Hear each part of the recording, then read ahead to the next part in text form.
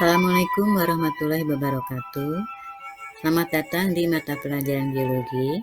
Pada pertemuan kali ini, kita akan membahas materi tentang metabolisme, yaitu katabolisme.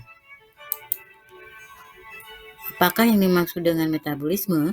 Mungkin kalian sering mendengar kata metabolisme. Metabolisme adalah seluruh reaksi kimia yang terjadi pada tubuh makhluk hidup.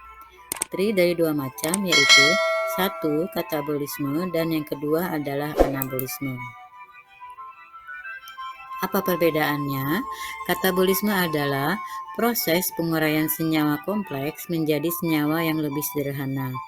Contohnya adalah satu, katabolisme karbohidrat, yaitu peristiwa respirasi aerob dan respirasi anaerob.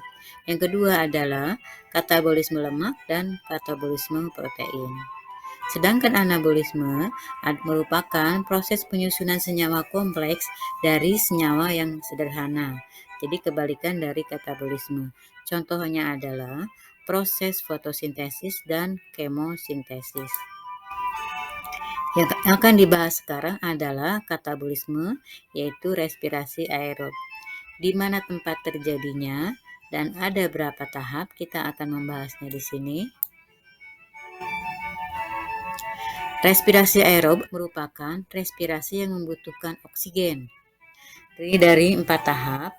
Satu adalah glikolisis, yang kedua adalah dekarboksilasi oksidatif, yang ketiga adalah siklus Krebs, dan yang keempat adalah transfer elektron. Reaksi dari respirasi aerob adalah C6H12O6 atau glukosa plus 6O2 atau oksigen akan menjadi 6CO2 plus H2O dan ATP atau energi. Jadi hasil dari respirasi aerob adalah karbon dioksida, air, dan ATP.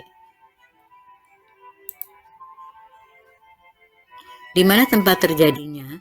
Tempat terjadi respirasi aerob adalah di sitoplasma dan mitokondria. Di sini adalah gambar dari mitokondria.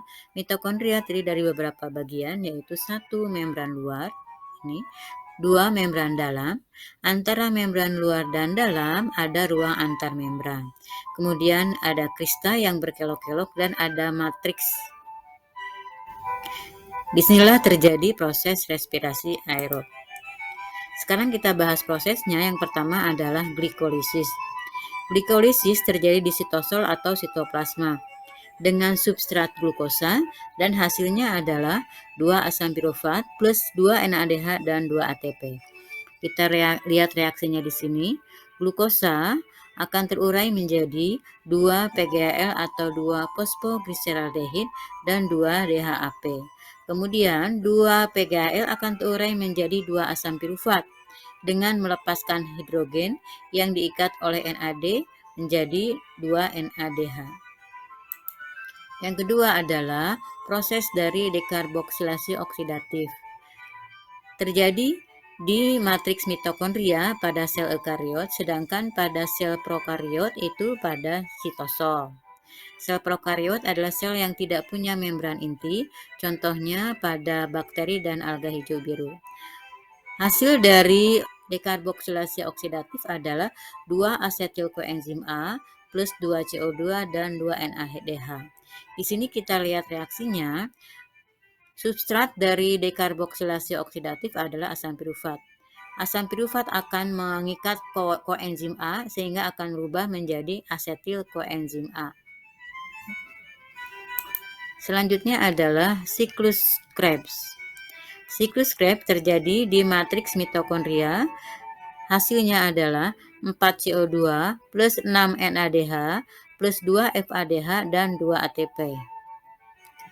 Kita lihat reaksinya. Reaksi dari siklus Krebs, jadi asetil koenzim A akan berubah menjadi asam isositrat. Asam isositrat akan berubah menjadi asam ketoglutarat. Asam ketoglutarat akan berubah menjadi asam suksinat. Asam suksinat akan berubah menjadi asam fumarat, kemudian akan berubah menjadi asam malat, akan berubah menjadi asam oksaloasetat, kembali menjadi asam sitrat.